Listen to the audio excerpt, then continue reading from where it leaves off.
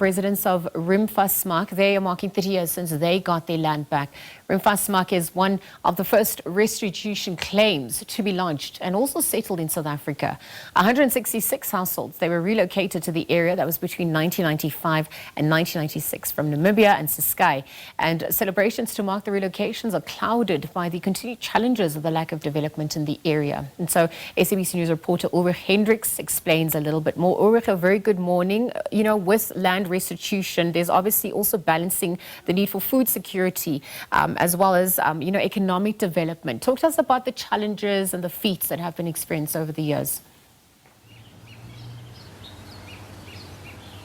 Well, good morning, Liesel. Well, Riemvasmaak in a very dry area, although they are very close to the Orange River, but a lot of challenges in that area. They try to do table grape farming.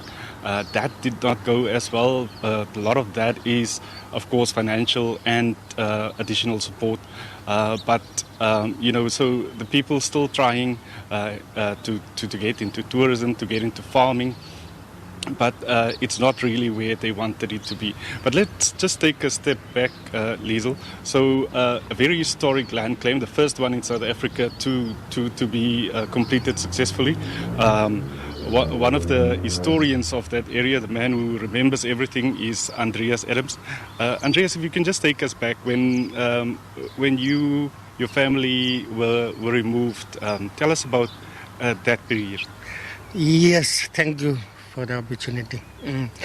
We was removed 1973, 1974 from Riemvasmaak. We was moved with trains to Namibia. What they had said is they remove us from, they remove a black spot from a white area. That was the story of them, why they take us out from Riemvasmaak to Namibia. The others they take to Ciskei, because the other people was living near the river. They say this place is Ciskei, so they take them there and they take the others like me to Namibia. And then they used it as a weapon testing site. So bombs, airplanes flying over, dropping bombs in that area that you guys loved so much. Yes, that was a training place after we left. They make a training place for the army. And they was there. And when we come back, we will still meet with some of the bombs who didn't go off. And then there was 2-3 people who was injured also from that bombs who didn't explode.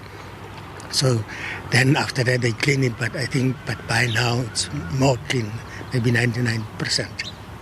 So first successful land claim in South Africa. Tell us about that process. How did you start the claim, and of course that day when you got the land back? We started the claim when late President Mandela came out. They promised the people of South Africa, all of them who was forced removed from their land will get the land back. Now 3 people from South Africa who was to Ciskei come to us in Namibia and told us that story. And then when they told us the story, first we didn't believe, but after that they do 2 days stay there and then we believe it. And we come to Upington and we have 5 days conference. We make people there, 5 days conference in Upington, where we make with the government agreements how to come back and what will we do there and so on. So now you're back. It's been 30 years. We've seen some movement. Some people tried table grape. I saw some ostriches there last time. There is one little road that starts. There's a school. In terms of the next couple of years, development for the community, for that piece of land, where are we going? We try everything there. I don't know what is big problem, but we try grape. We try. The only thing what I see what is busy is the farming and the tourism.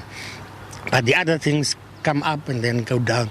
What happens there is the day when President Mandela, when we come back, was there to have a meeting in Riemvasmaak with us.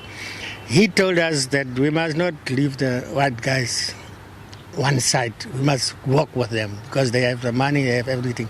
Now, I think the people of Riemvasmaak don't like white people because they remove them. Now, they don't work with them, and that make that farms of the grape and so on didn't go on. And today we're going to have a celebration. It's the religious one, it's a traditional one. What are we likely to see? Is it the religious one, the celebration what we have today for the 30 years what we are here in Riemvasmaak? And we're going to see lots of food and traditional dances? Yes, traditional dancers, lot of food, and maybe some of the priests who are from us, who is in other places, will also come and join us. Thank you very much, Andreas Adams. Of course, a Riemvasmaak resident and a person who knows a lot about that. Liesel, I'm looking forward to the celebrations, a lot of traditional dances, but I'm told that there's going to be lots of traditional food as well, and I'm looking very forward to that.